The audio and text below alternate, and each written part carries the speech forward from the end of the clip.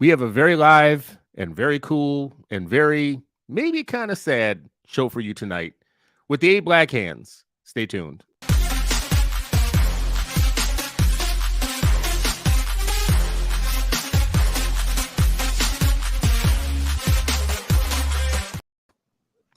Welcome, friends and family. It is another episode of the Eight Black Hands. It is a Sunday night, so you know what that means. It's a communal learning opportunity for all of us to get together and talk about the 8 million Black children who are walking into schools every day that aren't ready to help them reach their highest potential.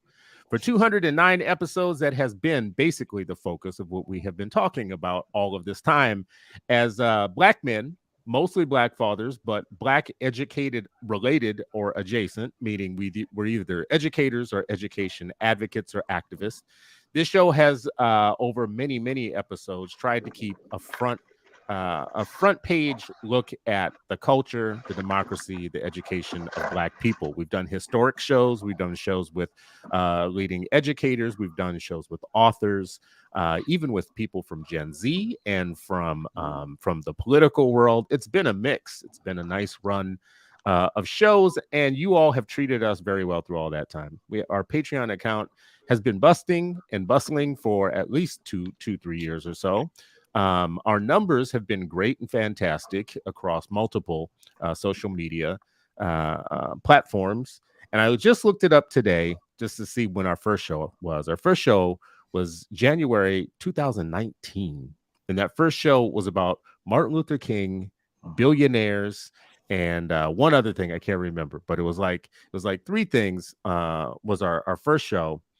And to hear what it sounded like then and see how far it's come. We're all branded up and themed and fancy. We got friends and followers and family. We got people in the comments, everything happening. So, and we also have had some, it's been like new edition. We've had some new entrants, whatever. We've had some, it's been like Spinal Tap. The drummer disappears every show. In some cases it's been like the Temptations. Ain't nobody here for you, Otis. Some cases it's been like Biv DeVoe, 3 out of the 8, whatever, doing different things in different places and whatnot. We've had our Johnny Gill. We've had our Ralph Tresvant situation. Luckily, we never got to that part of the movie where anybody ended up in jail or on drugs or anything like that. So thank God for that.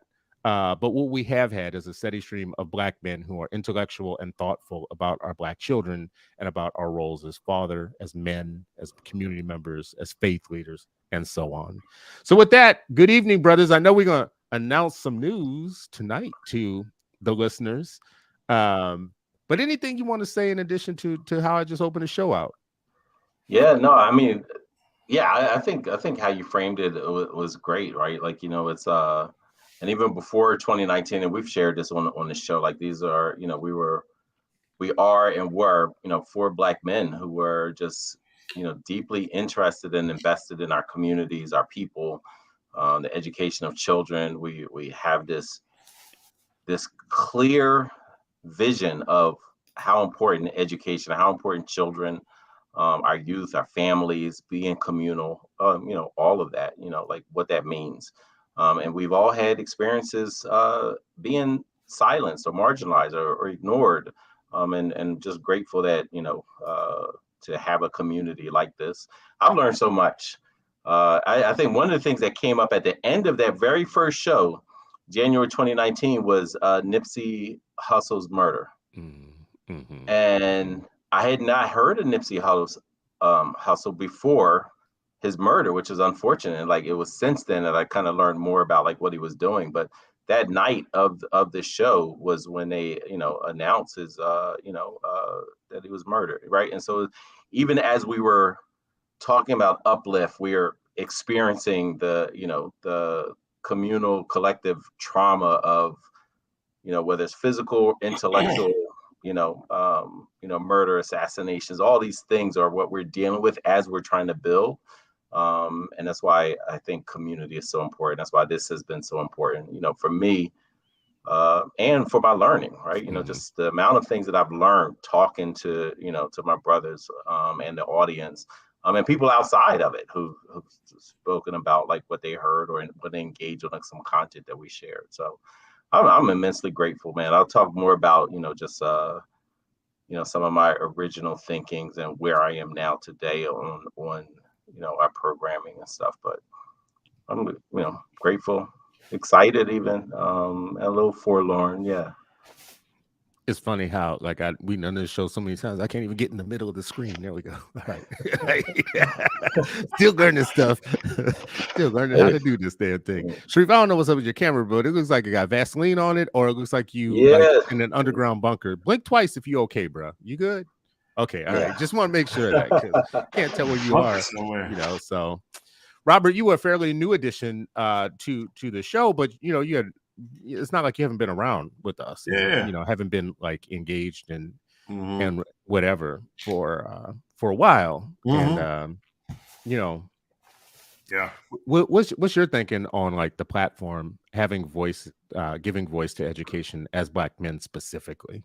Yeah, I mean, I think I've always appreciated the content that y'all produced, and being on the show from time to time is always a highlight for me, because I learn a lot from the crew, and learn a lot from the people that watch, learn a lot from the people that listen. And I think it's not often where you bring Black men together for robust, serious, funny, critical conversations. And I think that it's a virtual version of going to the barbershop without a haircut. And for me, I think that reproducing that climate and environment is important, because it gives you that space, that one moment in the week, if you don't have other moments, for you to be in community with other Black men, when in fact, I think there are others that would love to see Black men at each other's throats, both physically and intellectually, as opposed to engaging in critical discourse. And I think that the 8 Black Hands has provided that for so many. And I think that the building of a community, the times where I have watched the show live in person or been in person with the Hands, just seeing the community that's been built is amazing to me. And I think that, community is something that is hard to build.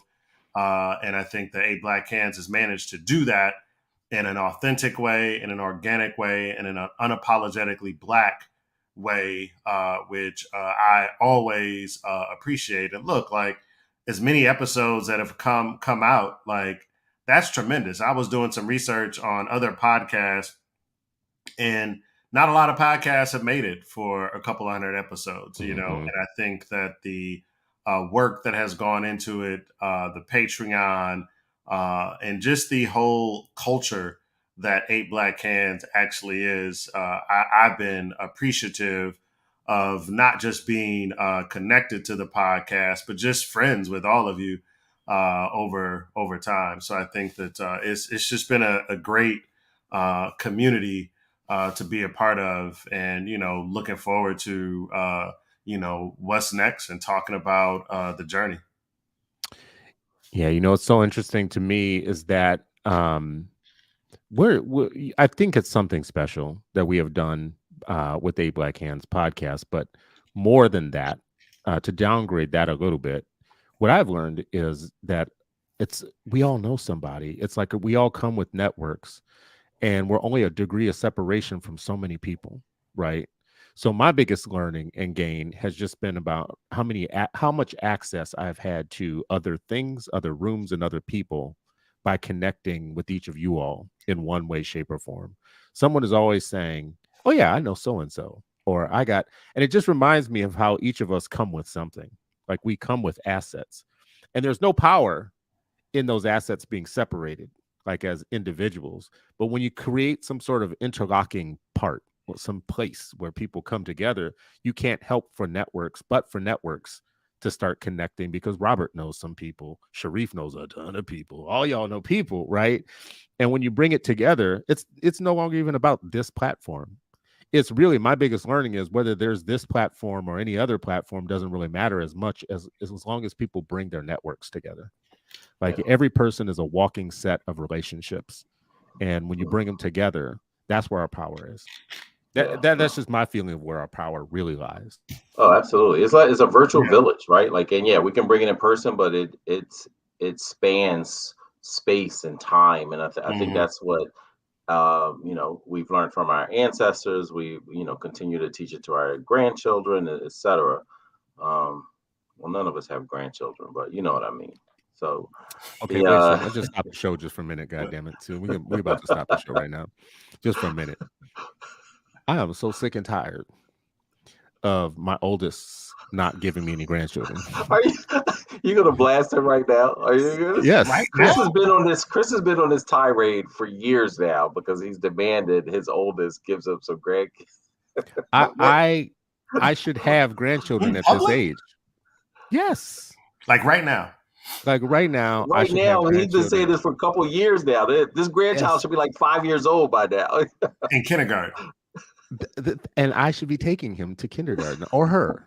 I should actually be showing up to take my grandchild to kindergarten. Right? See, y'all with me. You get Their it. kindergarten teacher would not want to see you coming. They would, because see, it's just different. Well, it could be a little bit more violent with the grandchild than with my Correct. first, right? Yeah, So see what I'm saying? yeah, I see what you're saying. Yeah, I get it. But at this point, Sharif has heard me say this a million times. There's an Indian family that sued their child for $600,000 for not providing any grandchildren. And I just want to keep raising that as an issue. Just throw it out there as a general threat in the world. Just like, Did they listen, win the lawsuit? I don't know if they won. He doesn't care if they won or but not. yeah, He's like throwing down the gauntlet in such a way is to him is the effective. Is it so wrong that I want to enjoy my grandfather years? That I want to be young enough to enjoy them? Yeah. Like, I mean, there's a certain age you can be where for sure if you did get grandchildren that day that you might not be seeing their wedding or their college graduation just because of where you fall in the age continuum, right? Mm-hmm. Yeah. So, like how everybody listening right now, tell me if I'm wrong. Many of your grandparents were old enough or young enough to witness your graduations or your weddings, right? Isn't that kind of a rite of passage? And with the way that black men die early and stuff, that age of which, anyways, let me get off this train. All right, Sharif, go back to your discussion. You just triggered me with I know I did. I'm so sorry. Yep. Everyone listening that I poked the Papa Bear on that one. But yeah, no, it's just the community that we have. You have Three Woke Auntie. So it's virtual, but it's also, like you said, in person. We've come together, in different ways, in different spaces, and and made that, and I just pray that endures, and God willing that continues to endure, and that we continue to put together these interlocking blocks. It's almost like Legoland, right? Like just constantly building, constantly reconfiguring, constantly thinking about, but the essence of it are still those little bumps on the Lego that interlocks, and that's us, that's our people, that's our love for our community. All of that. I know, Tanae, let the young man live his life. You know what I mean? Tanae better stop. That's all we say right now. Tanae better stop. He's 30, gonna be 32 this year. So, listen. He's still a young man. He'll be 33. They ain't young. You supposed to have children. I was a dad at 22. So stop it.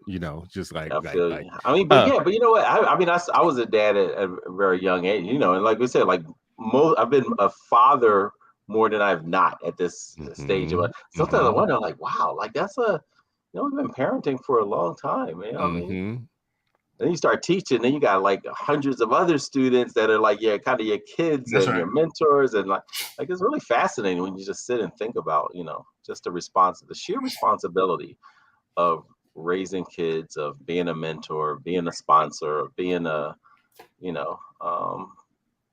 and I guess what I love most about it is, you're not doing that on your own. So no matter what, you ever see those pictures where it's like 4 generations, right? And so even with us, we all have our mentors and sponsors who are older than us, our elders, When we were when Chris and we talked about this on the show a few weeks ago. We were in Chicago. We got to meet Dr. James Anderson, right? And there's several folks, but I wanted to pull him out, specifically as a black man in that space. And we're like, wow, we've read all of your stuff. We teach other people about your stuff. We've used your stuff. Our Patreons have read your book. Like, we've introduced your work to other people.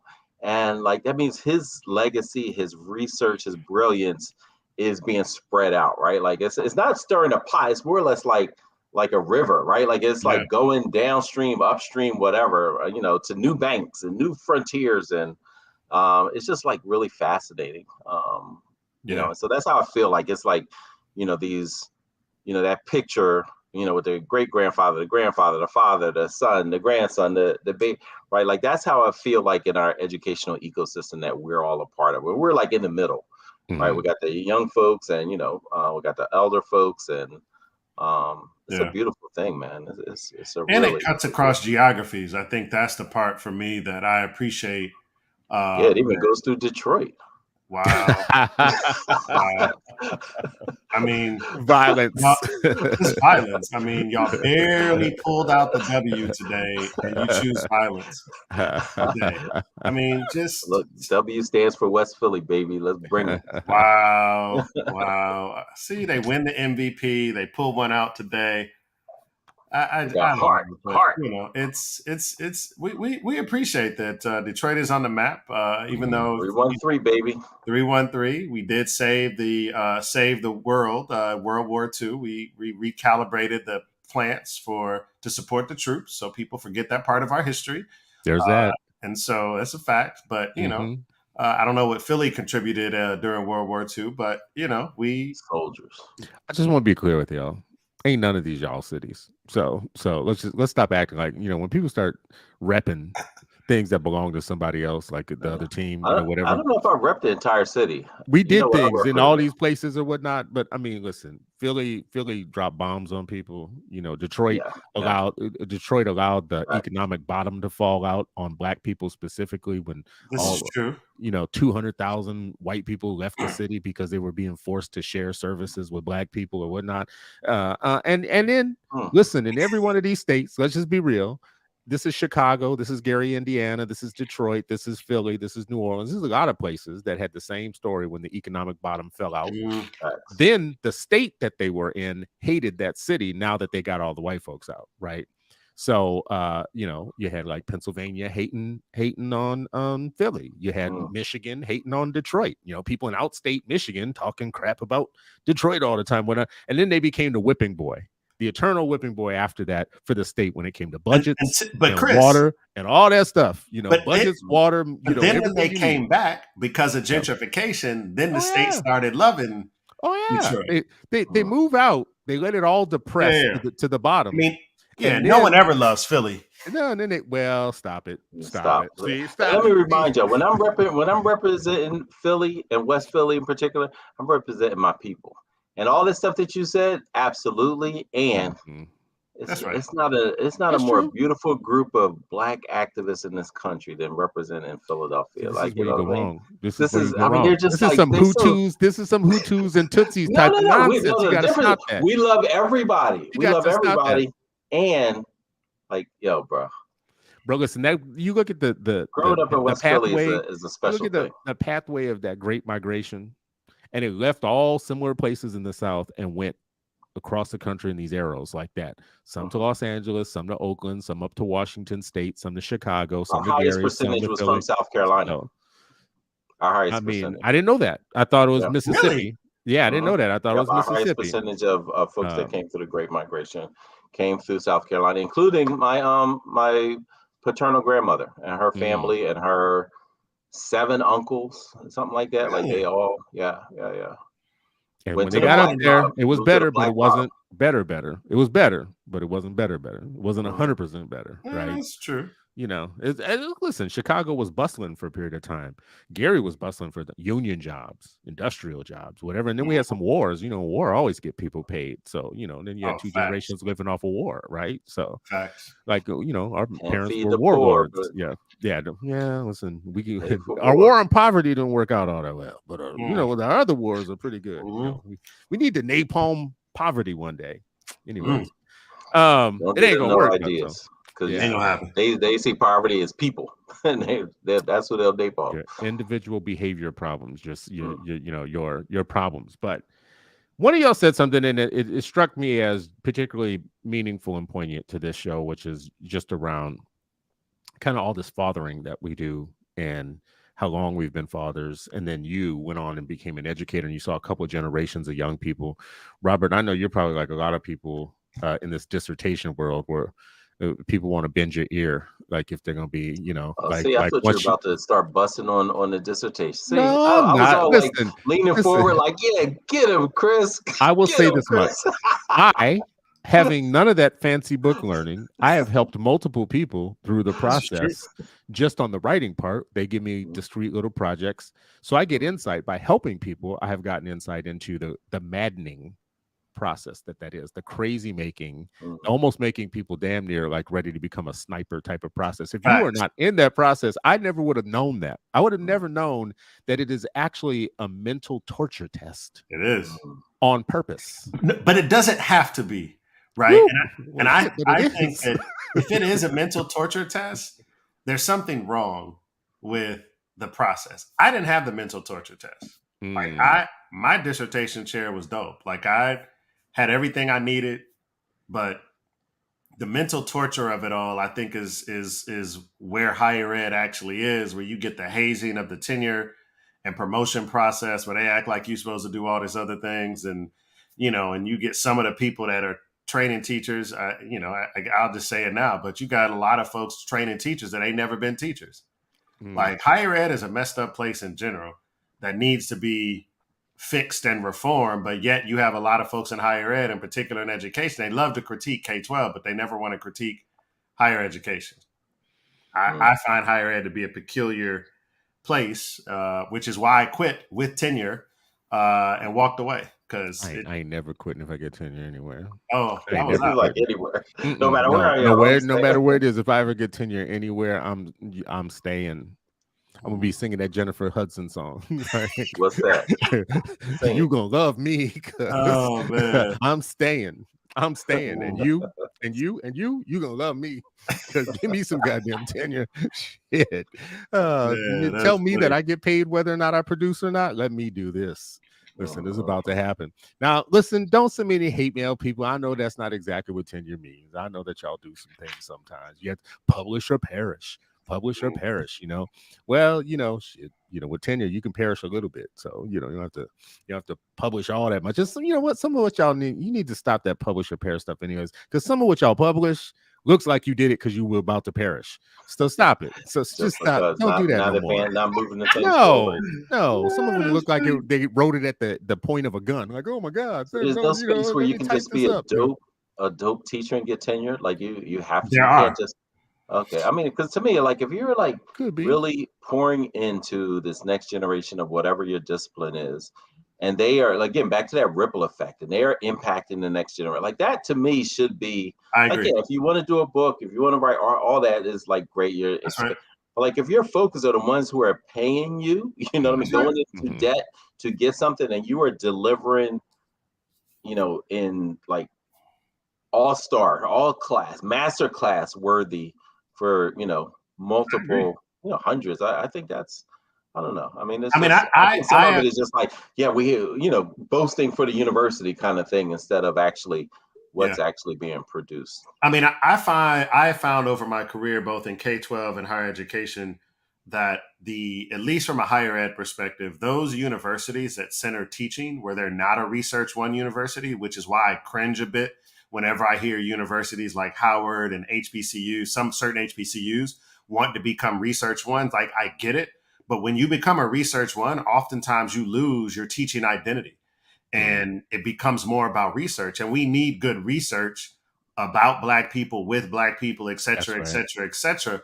but we also need great Black teachers educating Black students in higher education.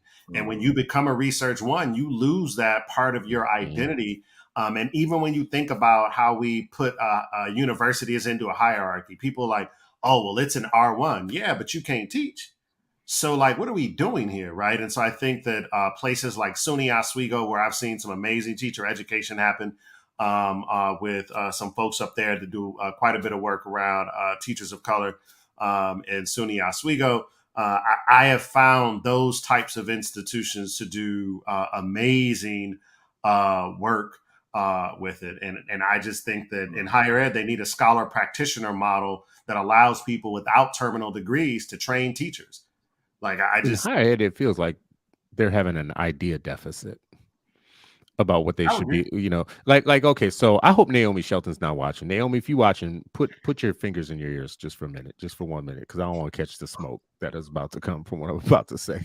I don't need the smoke tonight. Don't tell her. Like last week, right now, it came up about the HBCUs last week, and Naomi is a third generation HBCU graduate, Tougaloo, Mississippi, has dedicated her life to making sure that they stay relevant in some way, shape, or form. And she is actively working on a pipeline right now between charter school leaders and black school leaders, mom and pop shops, with direct connections to HBCUs to carry on the legacy of the HBCU into the K-12 space.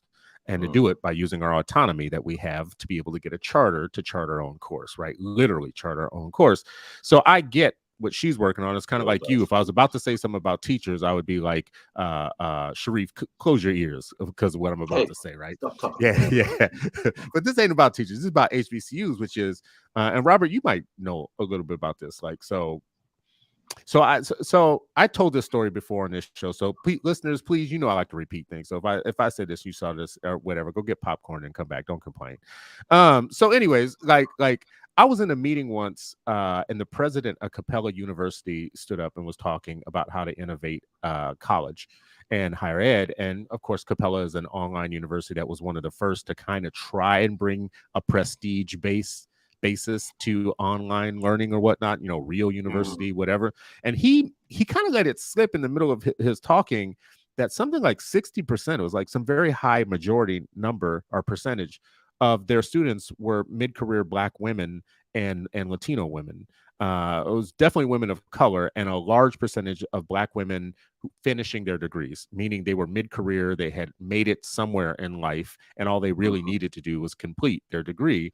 And I remember saying to somebody else who was in that meeting, well, I wonder why HBCUs wouldn't be offering the stuff that he's offering, right? Because they already have infrastructure, and the white colleges had already started offering a lot of online stuff. And I remember looking it up at that, as of that time, the HBCUs had no full online degree offerings yet. It was University of Phoenix and Capella, and then all these other, for-profits or whatnot. And I don't know if anybody checked recently, but University of Phoenix is damn near Harvard prices. Like the cost of an education at University of Phoenix is ridiculous. Anyway, so I was just saying, at the time, I was looking to get another degree. I had an AA. I was looking to finish my BA at the time. And I remember thinking, if you offered me HBCU, it'd be done deal. Like if I could do it at distance learning, blah, blah. But all that I was getting in my feed were all of these online, Governors Association University and all these other kind of onlines, but not the HBCUs. And finally, I saw a news report that the HBCUs were entering the market. And I was like, oh, thank God. Damn, it's been a lot of years, right? By that time I had my BA, but I was looking at the masters and whatever. And they offered one degree. It was like business management or something super boring and ignorant like that. And it was in partnership. And it was in partnership with guess who? Guess who was actually doing the actual educating through? I think it was Morehouse or one of them. Guess who it was who's actually doing it? It was University of Phoenix. They signed a deal with University of Phoenix. Why? I don't know. It's like they hadn't invented the internet in HBCU world yet or something. Why do you need the infrastructure and all of the things? I mean, I think, but I think think it seems like that's something that could be, even if you can't do it by one university, it seems like a coalition, a consortium of them could. There you go. Right. Yeah. But I think though What do I with know? a lot of this, there's a need for a much more in-depth collaboration. And so I take issue with Rich Harrison in the comments who said we've outsourced this to foundations and nonprofits.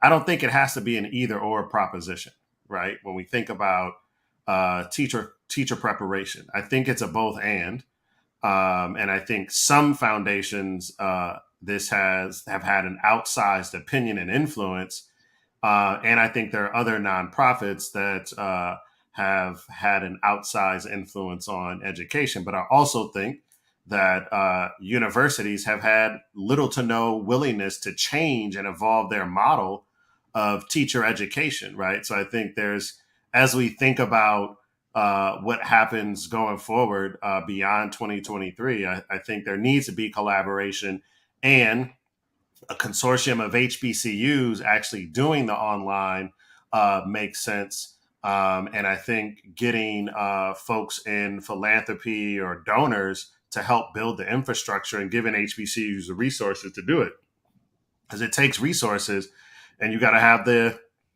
capacity to do it. So I think it requires all, and kind of the zero sum game, me versus you versus them, is just not all that helpful. But Okay, shout out to so Rich Harrison for chiming in though. I'm going to do this. I wrote about this a couple years ago. I'm just going to do it now. I'm going to call Oprah and Obama and LeBron.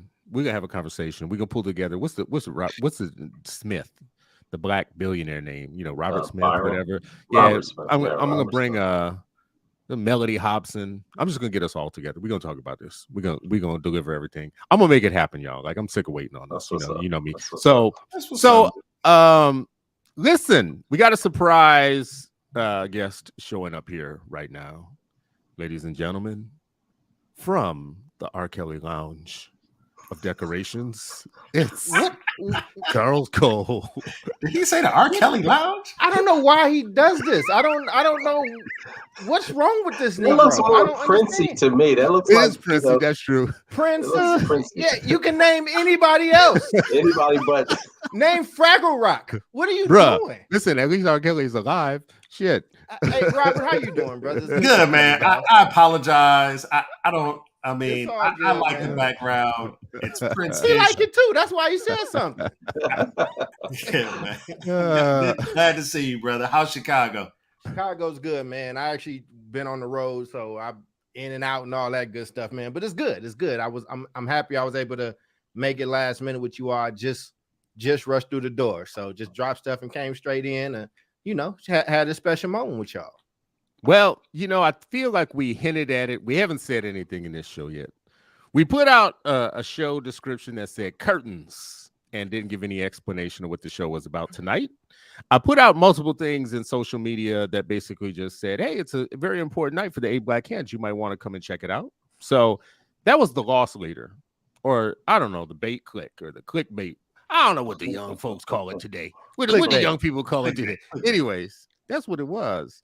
But y'all see Charles here, and we got the new world, the old world of 8 Black Hands or whatnot. So here's the big announcement, everybody, ladies and gentlemen and folks. After 209, I think it is, episodes, this is the last episode of the 8 Black Hands. The 8 Black Hands has been this phenomenal wellspring of Black male relationships and a platform for us to have an intellectual kind of ongoing dialogue that concerns our children and our communities from our own perspective, without the white gaze, without anybody telling us what to say, without the scripts, without having to worry about offending somebody in the crowd, without it being tied to philanthropy, without it being a room where we had to worry about whether or not we were going to offend somebody, or at least that was my method, doing this whatever shit. At least that's the way I felt about it. And tonight is the last night. This gets to be a lot of work, and we have enjoyed it all from our different perches, and have gotten a lot out of it. But there's the cat's out of the bag. That's what the show is about tonight. That was the thing around curtains, and that's I don't know what else to say about it. I don't know if y'all brothers want to chime in on that specifically, because Here we are, Yeah. 30 minutes into the show, and that was the big news, folks. No, that's dope. Yeah, I want Cole. I mean, Cole got his hair did and everything for the day. So we should go first. And glad, good to see you, bro. You as well, man. You got the line up and everything too. I mean, Look at that boy. Look at that boy. I try to look decent, bro. You know what I'm saying? I try to look decent. Listen, man, I would just say, you know, A Black Hands has just meant a lot to me. And just to, you know, all you guys that's been a part of it. But you know, like I said, when we started, I said this a few episodes ago when I guest starred and you all had me on, and like I needed a place. Selfishly, I needed a place to, like, you know, just air out my grievances of working in this ed space. And Chris was there, you know, Sharif was there, and then Ray was there, and we would just have these conversations, and basically it turned into a weekly conversation that moved from seeing each other at conferences to talking weekly to then turning on, you know, recording the conversations via Zoom, and then, you know, doing this show. And, you know, and I just think that it served a purpose, and we invited folks to kind of be able to witness that honest conversation. And it's gotten me through a lot. I'm telling you, without this show, without these brothers, I would have left the education space a long time ago, and still struggle with it. You know what I'm saying? But like, and then I think once it got big, then A Black Hands got big, and then you start getting the messages. Well, y'all have a platform, and the platform's responsible for this and for that, and it's like I thought it was something that we started to be what we wanted it to be. But I've enjoyed that journey. I've enjoyed it. You know, I stepped away when I needed to, and you know, I'd rather, you know, I know it's a tough decision, but I'd rather, you know, the show go out strong and people remember it than it kind of, you know, limp out. Go out while you on top, man. I think it's, you know, this is like Jordan holding the pose in Utah, and I think you gotta respect that. You gotta enjoy that. You feel me? So I love you, brothers, man. And Robert, I know me and you ain't got a lot of time to kick it, but we've seen each other in a few different ways. And yeah, man, I look forward to working with each and every one of you. I think that people might be really sad, and like the show's leaving doesn't mean that we are leaving. It just means that people getting freed up to do other things. And I think everybody got other things in motion as it is. And a lot of those things includes each other. So I don't want to take up too much time. I love seeing y'all. I love seeing the guests out there. And you know, folks should know how to get in contact with all of us, man. But I will shut up and listen to you fellas. Thank you for the invite. I like the way you put it too. Like, go out. This isn't in the Jordan Wizards type thing, right? You know, you want to go out. Jordan Utah holding it over Brian Russell, man. Byron Russell. You want to keep it in. So, like, I just watched the Whitney Houston movie and hadn't seen it for a long time. Very sad, very sad. But there's a part in it where Bobby starts getting fat. We want to leave before it's Fat Bobby part of the movie, right? Right. Like, that movie's really sad. If y'all haven't seen it, it's just, anyways, just aside. I need to be random tonight because we missing Random Ray. So I need to just I just need to add the randomness to this. I think, Charles, you hit on something that I just want to double click on for everybody. Mm-hmm. It gets to be a lot week to week, and people remembering what you said on this show or that show about a thing, and you know, the light glares on you and wears on you at some point, you know, because of this show or that show that you did. And we're all trying to do many things. We're all trying to move things in policy or in procedure or in practice or something somewhere that sometimes that additional becomes a little too extra.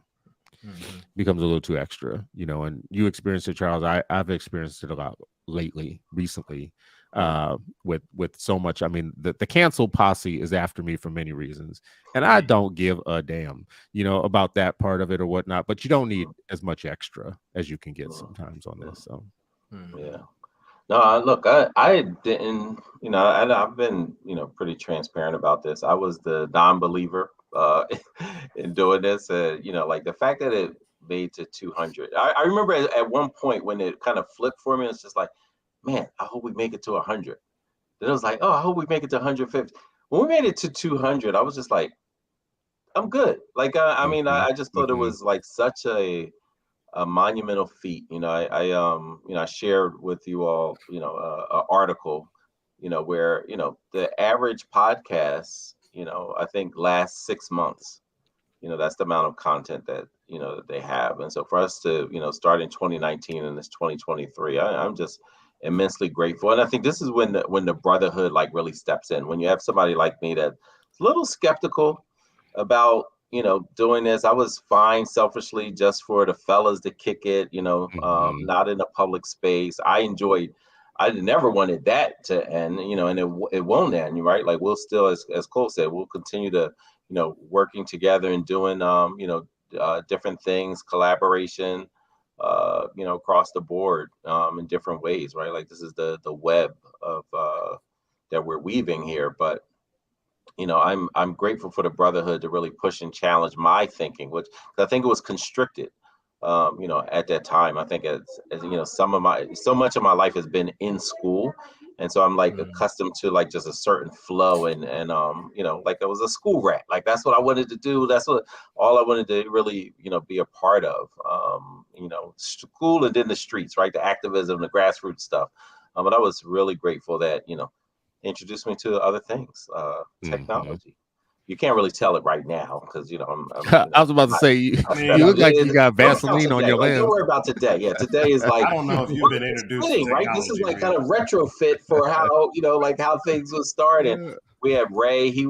Ray didn't have internet, so he would do the show from Dunkin' Donuts and IHOP. And no, that was me. That was me with the Dunkin' Donuts. I remember. Yeah, I used to be on the road, and I would stop and get off the road in a random town that I'm. Ray did a couple from a Wawa or 7-Eleven too, though. Like whoever had some internet. Then you were at that office. You were at the office for a little bit, shared space or whatever. Yeah, we worked. Yeah, we worked. Yeah, still got it. Still got it. People were all around, and you know what I mean. Then he got Prince now, you know what I mean. But this in the closet. So I'm grateful. I love y'all. I appreciate like everything that we've done together and that we'll continue doing together. And to our audience, like so many of you have new linkages and working together and book clubs and meetings and planning, and let's all continue to plot and plan for our people. At the end of the day, like that's what we should be doing all the time, even when we're having joy. I'm glad you said that, Sharif, because I will say this much. If it hadn't been for the Literary Society and the sisters that were supporting this show, I would have quit a long time ago. I just want to be real with you.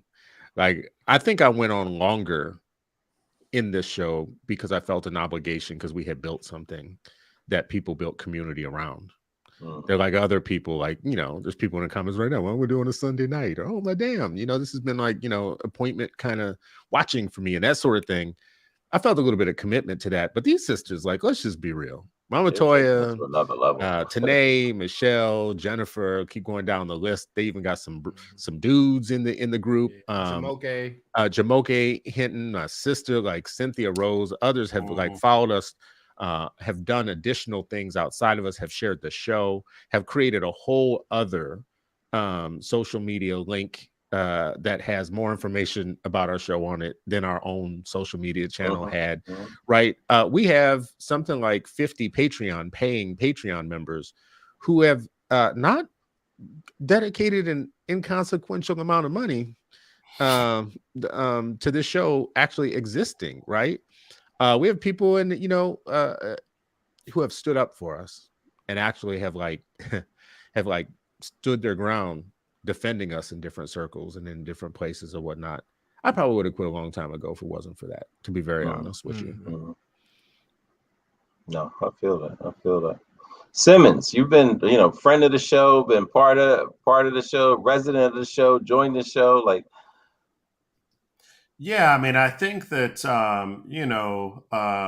just watching from the sideline and sharing the content with people, being on the show, and just I've learned a lot about podcasts over the years, just listening to y'all and watching. Taught you so much.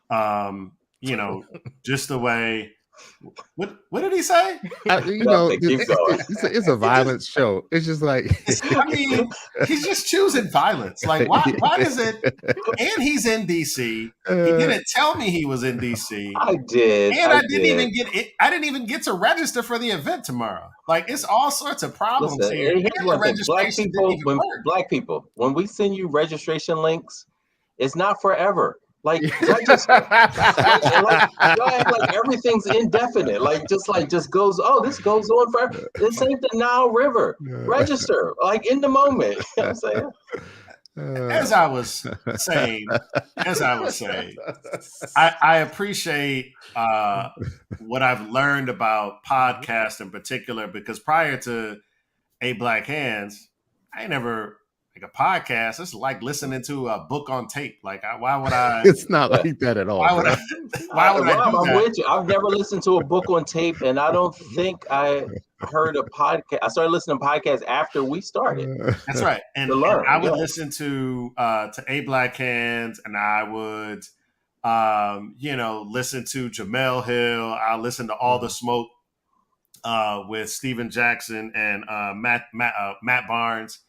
And those are kind of the jams. And I just think that, whether I'm putting kids to bed or whatever it is, I could always have it in the background, know that Sharif is going to struggle with the technology or whatever. And it was pretty consistent. Absolutely. And, Cole would come in with the line just right and tight, and I don't have any hair. So I was always just envious of the hair and just the background and the ways in which, Ray and Chris would just challenge the system. And I think that that's a pretty... Wait, hold on. Wait. I get a background and he get technology, and Chris and Ray challenges the system, brother. Fight the power. He like Sharif and Charles is shallow. Like, but these people Listen, took the everybody system on down. the show can't have death, Cole. So me and you, we don't have. You know what I mean? Y'all don't know how to receive grace. We had the That man was just Robert, saying I that appreciate you, brother. Thank you for the compliment. he was just listen. said, Let me help the brother out. The brother was just saying that y'all are superficial and me and Ray are intellectual. That's all he was saying. I mean, damn, y'all act like you were saying something bad. That is certainly not it. Number one. So Chris is gonna run with that forever. I'm never gonna hear it. I am. I'm gonna cut that clip up.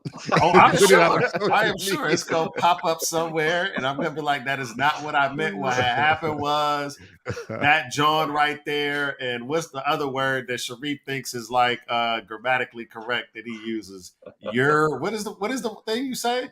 The Yeah, jumbo John and prawn. Yer. John. It's John and Yer. Yeah. You're an like- East Coast thing, yeah. Yeah, that's the whole thing. Jumbo But yeah, prawn. I just appreciate y'all, brothers, and what you bring to the space. And I've had more people that even in classes that I teach or being in, in just different spaces where I'll reference the show, right, and the different types of work that y'all are doing. With the center and the work that Cole is doing around families and as a matter of fact, I sent one of my doc students, I sent a copy of one of the free books that Cole had put out, and I was using it as an example of what you could do with a dissertation. And they were like, oh, I never considered using that as a platform. And so I think that there's just a whole lot of things that I have observed, both as a someone who comes in and out of the show, knows y'all, sees y'all at different. I write sometimes too, right? Yes, I do. So does Sharif. Every now and then I write something. Every now and then I write. You write quite a bit, sir. I do share that out. And so, I'm just grateful for y'all brothers, man. And I think that that's why people don't call people out when they got the microphone. They're like, I'm gonna get in trouble, so I ain't even gonna say nobody's name. I'm just like, you just welcome everybody. Like, I got blog posts. Everybody. God bless I got everybody. articles. Like, I got the Medium posts. Look, he said Tiny Tim had it right. God bless us, everyone. Yeah. Oh boy, it's all good. But But you raise a point. I mean, one of the things that I was kind of caught off guard, over the past couple years, and it just each time it just like really was like the first time. when some young Black man talked about, you know what, after listening to y'all, I'm writing more, or I started a podcast, or I started, raising my voice, and not just young Black men, but, just a month ago, brother was like, hey, I listened to all your episodes on the 8 Black Hands, and now I'm starting a podcast, so it feels good to actually to sunset this and really watch some of the other folks who, found their own footing and decided to lean in. And the other thing that we talked about was all of us, and this isn't necessarily a good thing, but we've all written less once we started the podcast. True. The volume of content we were writing about, things that had our attention, because then it was like, all right, we're reading it to talk about it now. I am excited to really, get back into writing a little bit more and cross-posting our pieces, and, just another way to engage and what Chris always talking about, build Black educational capital, having this content that centers our unique experiences and sharing that. I'm looking forward to that, as well as listening to other folks, continue their work and their journeys and their learning and sharing. Yeah, maybe I'll write something that Robert will share with people. maybe you got to get your lines right. Yeah, I mean, you got to get to you know what, on this last point that you just said, here's my dream of what happens. First of all, here's the reality of what happens is we're still connected to each other. We're all still doing work. We're still building. Like, that's the whole thing. It's a build. We are constantly building, and we're building individually, and we're also building the Voltron, putting together the big transformer, right? Let the different cars come together. Cole and I are meeting this week to continue the ongoing business dialogue that we have about what we need to do to build something bigger for our people. He's having conversations with other people with that same thing. So am I. So we are all building, and we're building together, and we're building the same direction up. And it's for our people. And Sharif, same thing with you. I'll always be an internal giver and supporter of the fact that I don't know what you know about building a pipeline for teachers. All I know is I know how to support. So I'm just going to support however I can, whatever. And Robert, with all your fancy book learning and stuff like that, and getting people across the line of all that type of stuff, this is I have this thing about pulling together our own generated research, our own generated, pulling together all the dissertations of our people, pulling together all the people who have studied us, the study of us by us, whatever. So we all have a way to still connect and continue working together. I will also say this, though. We do need other people starting podcasts. And if I can help you do that, reach out to me. If I can help you start your thing, it has been my dream. My dream has just been lots of people starting exactly this, having their say, entering the field, starting it. Now, don't start no trash. Don't start a bad podcast. I'm not telling you to do that. But I'm telling you, start a podcast if you have it in your heart or your mind to do it, and reach out to me or Charles or any of us that have done this work, because Charles is a very giving person when it comes to the writing and how to build your brand and put your stuff out there. And the director seats, he'll give you those. He'll give you them director seats in the back. Yeah, don't have to be beautiful. Whatever that set is in the back there. Anyways, so reach out to us. Charles has been giving with this is the camera you need. This is the setup that I have. Let me send you a picture of my setup. Let me send you the Amazon list that you might need to get this right and to do it well or whatnot. Take us up on that offer, right? Because my dream would be 1 million Black men being out there, having their say in education. Even if you don't want to talk about education, hell, many nights we didn't talk about education, but I would hope you would want to talk about our children and education. Yeah. I mean, why don't everybody just talk about the things they got going on so people can, you're not abandoned. There's a lot of content out there that everybody's creating. So if you want to find it, I know Chris got a bunch of things starting with a Substack, but go ahead, brother. I ain't gonna do it. You do, I'm gonna let you do your Substack. Since it was your idea. I would just say, I mean, for me, one thing I've been doing, I'm gonna always do, which pisses my team off, is I do create these free books. There will be one that's for sale coming soon, but by that time it'll be 4 or 5 free books, including an 8 Black Hands book that we put out. I think the other, and I'll do some other iteration of this before this. I don't know how many people knew. Both Chris and I had shows before this. I actually was on I had a radio show on AM radio in California for like 4 or 5 years, and Chris had a radio show as well. So I'll definitely do some more content. I have my Black and Brown people's the South Star Classroom, which is now Tuesdays and Fridays. It's live Tuesdays and a re-air Friday. But going back into doing like some solo stuff that's pre-recorded and kind of got some more production and stuff behind it. But the bigger goal is there's a whole studio downstairs. And it can hold 20 to 25 people. So I would love to have the fellas out and Fred Hampton Jr. come and speak, or have a speaker come out, kind of like Chris and I have always played around with this idea.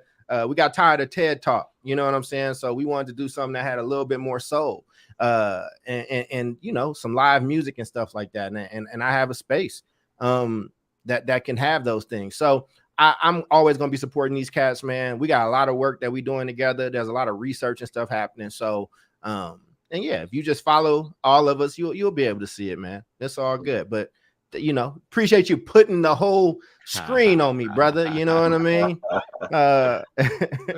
But I am writing more. I will be back writing more. My chair is public now. Dr. Jen Wright has officially taken a position at Harvard, and there's some stuff I need to do to help him around that and to assist him. So, and just some of our shared research. So it's some good things that's in the works.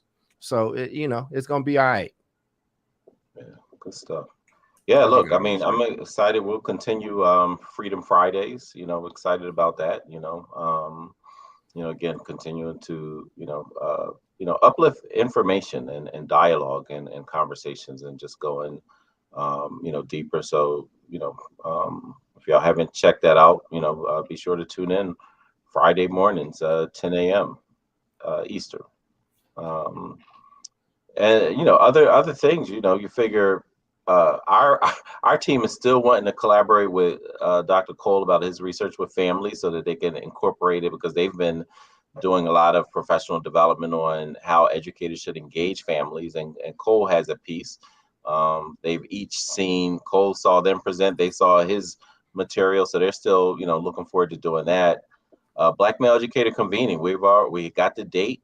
We got our planning committee, which Dr. Simmons and Stewart are a part of that. So excited about that, November 16th through the 18th. So you'll continue to see another, just platform for Black men to come. Of course, it's open to everybody, but we elevate the experiences, perspective, and voices of Black men in and outside of the educational ecosystem. I feel like we're all in the educational ecosystem, even if you don't work in the school, whether we want to be or not. You're a part of it, because it has an impact on you, whether you want to realize it or not.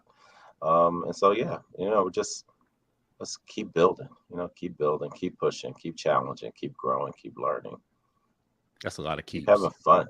Yeah, we got to keep doing all of it. We got to keep. I'm tired already. Damn, I thought this was going to be a break. Bring the joy and bring the noise. We got to do all that. Yeah, I mean, for me, I'm going to continue to write. I'm working on a book about Black fathers and their love for their sons who have been identified on the autism spectrum. So it's deeply personal because of our 6-year-old. And I'm also doing some work around Black STEM teachers in my role as a visiting professor at American University. And going to continue to do more writing.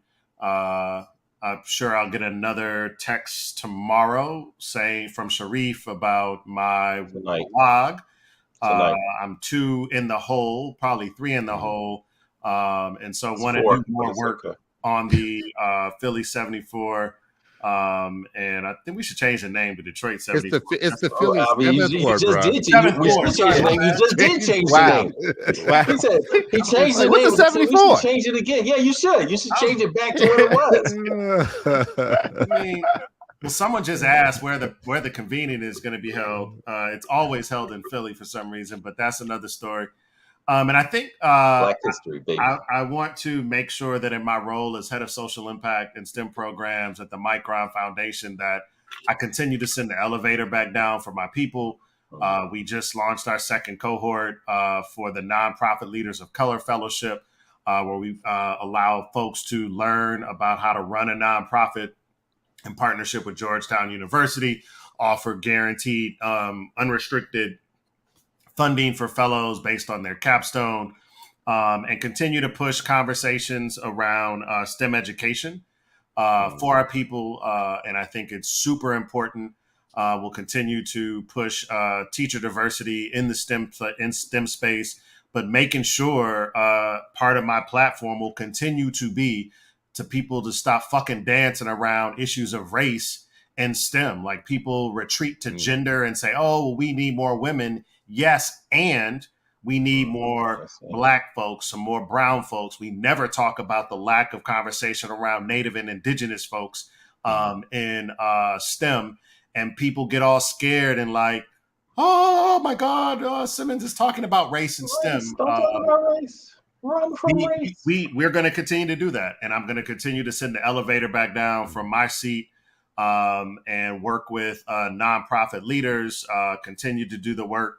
We launched the Youth STEM Funder Collaborative up in New York with some other funders and JMA Wireless and Wegmans to really increase in the city of Syracuse access for young folks to quality STEM programs.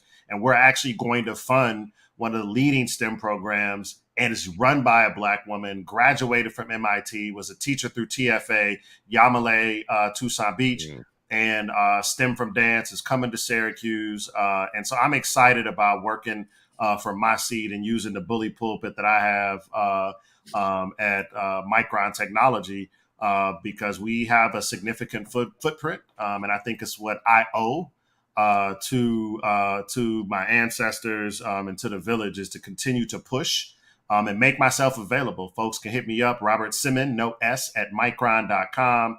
And I will be as helpful as I can, connect folks with funders, other funders, things we don't fund. So I just want to do my part in the village. Brother, I know you all this time, brother. Ain't no S at the end of your name, brother.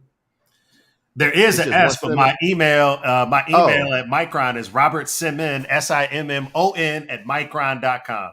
Why they do you like that, brother? It's a long story, brother. It's a whole other show, man. It's a whole other show. Yeah. And it took Sharif like 4 tries before he realized that he would text me like, bro, you ain't answering my emails. I'm like, I mean, I didn't make the cut for my full name. So, yeah, so it's Simon. But again, I want to be helpful. It started off with just hazing them. Then they just said, let's just keep doing it. I just want you to know this is a STEM field company that can't put an S, that can't correct an S. That Negro don't need that S. You don't need that S. We don't need more of them. It's just one is enough. I miss a lot. One is enough. Sure. We pay by the letter. We pay by the letter. Real quick, since he's not here, I wish Ray was able to be. I know he's out working. He's away on business, but Ray got a bunch of stuff too. You got to go to his Twitter to find it though. I know he got the EduPeers. I don't want to leave nothing out. I know he got a Substack. I know he got a bunch of shows that he's working on and stuff. So go follow him on Twitter. He's active over there. Go support what that brother's doing. Mr. _ Ankrum. ANKRUM. Go support that. Take me off the screen, brother. I mean, we got other thing. Those days fighting over. Stop. Take me down. Take me down. And we're still gonna do 3 Times Dope podcast. Shout out to Ray and Heather Harrison. I've enjoyed working with them. We've had different variations. What'd you say? I said I think y'all named after a Philly rap group. Wow. I gotta check. There's no such thing, bro. I mean, Slimming without the extra S. Don't bite it, bro. Don't bite, bro. Don't bite. He gonna keep getting you. He is. Don't even get in that conversation. What is all grainy camera that he got going on? Don't do it. He always look like he in a hostage situation. You know what I'm saying? Like, that's what Chris said when he started. Blink twice. If you're all right. All right, Al-Qaeda. So anyways, like, listen, at the end of our show, at the end of our time, the end of our road, whatever, I'll just say, like, we all have things going on that are going to continue. So don't feel like there's going to be a big loss here. Each of these brothers have just mentioned what they've got going on.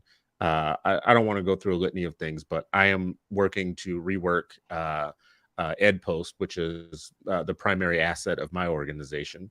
And I also have a Substack, citizen.substack.com, if you want to see whatever I'm writing about now. Sharif and I will still be doing, Sharif and I will still be doing the Freedom Friday. So I've been energized by returning to that.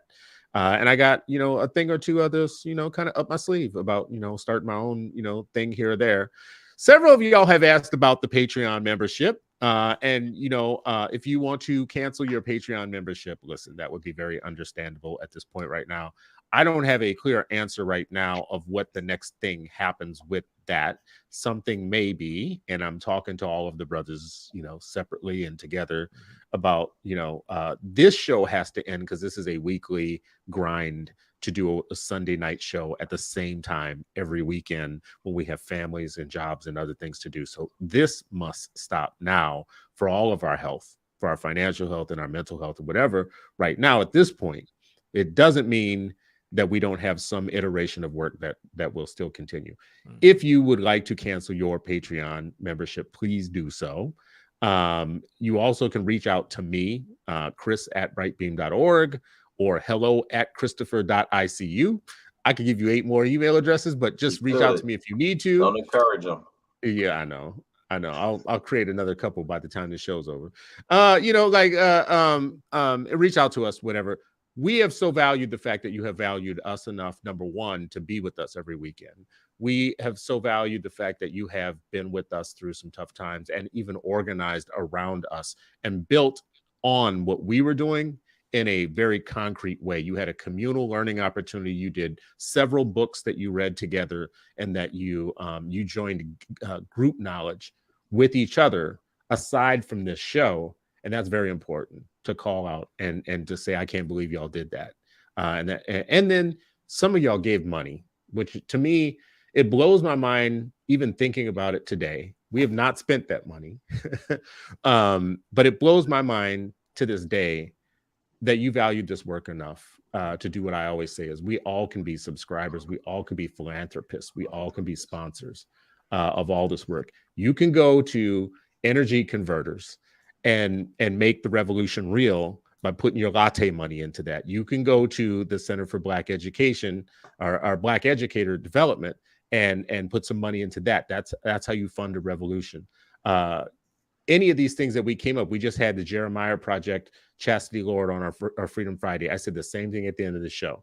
Enjoy the show and enjoy the conversation, but go and support Chastity. $5 a month, $10 a month, $15 a month. Put people into your giving decisions the way that you have poured into us over the last few years. We love y'all and appreciate you so much. Can I say one more thing? I forgot. Yeah, but okay, it is germane to the like the show. whole time. She's trying to close and Take one more. Take me off the screen. but I want to just say he wasn't officially a part of 8 Black Hands, but he meant a lot to all of us. Is Dirk Tillison, and it has it's not public yet, but the merger is officially complete. I've officially merged Energy Converters in with Dirk's company. We are still doing a lot of that work. So there's still that youth work that's happening, and then all that advocacy work that Dirk was doing. I mean, stuff that he started a long time ago with Chris is still rocking. In fact, Chris, one of the things from one of the blogs that you supported early on, one of those stories got picked up by Marlon Wayans when he was hosting the Daily Show, and it's still ringing. It was about some research and some work that we had did in California, just looking at after school programs and things like that. So, Dirk's name will continue on, and there'll be some ways for folks to get involved around that. But, this podcast played a huge role in a lot of those relationships. So, he is not here with us, but he meant something to everybody that's been part of this podcast. So I wanted to make sure 8 Black Hands got the announcement first before the press release went out. And I will say this, Mama Toya's in the comments saying, we need a Patreon. As one of the leaders, her and Jamoke and Michelle and Tanae and all the others that met with us in Philly in person, had planning meetings with us. We were trying to find ways to support their work or whatnot. Let's talk. That's what I would say. Let's talk about that. Because if the Freedom Reach Literary Society is the thing that comes out of this and goes forward or whatnot, you're hitting all my buttons. Sisters coming together, literacy, Black people reading, like it's all my buttons all at once. So Mama Toya and gang and crew, Reading, teaching, and learning. Yeah, let's have that. let's jump on Zoom. Let's have this conversation, make this happen. Love and appreciate all of y'all. Going back to January 2019 when we did our first show until now, 210, 209 episodes later. I'm so proud of y'all. So proud of the whole thing, man. So proud of the whole thing. Couldn't be more proud of what we did and what we accomplished. This is 8 Black Hands signing out for the last time on the 8 Black Hands show. It's been a good That run. Black man can't even say the word love. He got to yourself. do symbols. He can't say I love y'all. I Say love it, you bro. fellas, man. There it is. There it is. Very, Okay. very much. Started Peace. in violence, ended in violence. See, this is what it means. It's okay. Listen, He's a hostage, man. They making him do it. The gun is pointed at it. Look at where'd they Under put fire. you up at, brother? I'm just saying. It Yo, does look this like is- it looks a little Motel 8-ish. You know? I'm not gonna lie. It He looks like a he little backing 8 up millimeter. bricks with Hove or something, man. What are you doing? It does look like the analog version of a hotel. So anyways, I'm just gonna say it's like the Android version of a hotel. So anyways, keep in mind what we have always said. The reason we called it the 8 Black Hands is because we love the number 8, because that's the number of children. That's the number of million children. 8 million Black children walking into schools every day that are not prepared to help them reach their highest potential. Let's be in revolution and secret conspiracy with each other every day to make sure that every one of those kids gets an education. We're signing off. Thank you, folks. Appreciate you so much for all your support and love over the years.